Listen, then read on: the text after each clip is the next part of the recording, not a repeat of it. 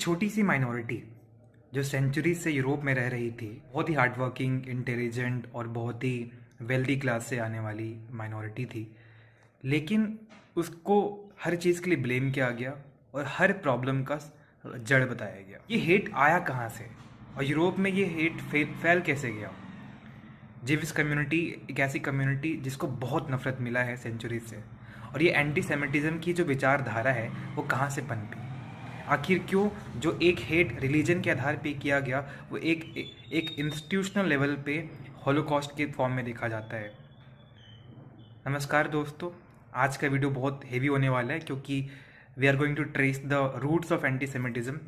क्यों जर्मनी ने इतना इन्हें नफरत किया, और सिर्फ जर्मनी ने नहीं बल्कि पूरे यूरोप ने।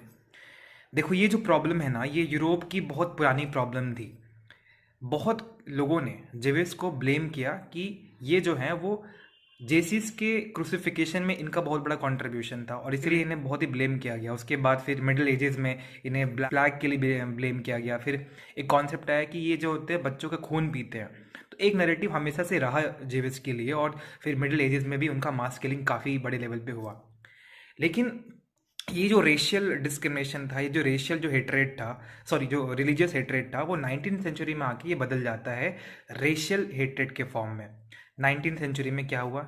वर्ल्ड वॉर वन का समय आया। वर्ल्ड वॉर वन के समय जब जर्मनी हार गया तो उस जर्मनी के जितने भी जनरल्स थे, उन्होंने इसका अकाउंटेबिलिटी अपने आप पे नहीं लिया, बल्कि उन्होंने ब्लेम कर दिया जेविस कम्युनिटी को, क्योंकि उन्हें एक बलि का बकरा चाहिए था। क्या ब्लेम किया कि हमारे देश के कुछ होते नहीं है 2.5 जो आजकल लोग बोलते हैं कि फ्रंट है, तो अंदर में जो लोग थे बैठ के, उन्होंने ही ब्लेम किया, उन्होंने ही देश को स्केप गोट की तरह काम किया है। सॉरी, देश के पीठ में छुरा भोंका है, और इसके लिए जेविस को ब्लेम किया गया। उसके बाद धीरे धीरे ये जो नेशनलिज्म जर्मनी में बढ़ता गया, फिर उसके बाद हर प्रॉब्लम का जो है उसको ट्रेस जेविस पे थोप दिया गया क्योंकि वेल्दी कम्युनिटी थी।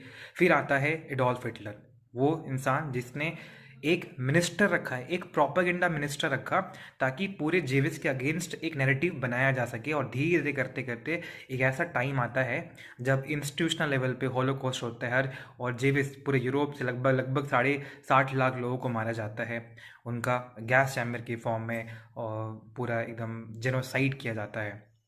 एक रिलीजियस हेट्रेड, एक होलोकॉस्ट, एक इंस्टीट्यूशनल जेनोसाइड के फॉर्म में आपको दिखाई देता है। Adolf Iceman who design the mass killing. ये कहानी जीविस एंटीसेमिटिज्म की थोड़ी सी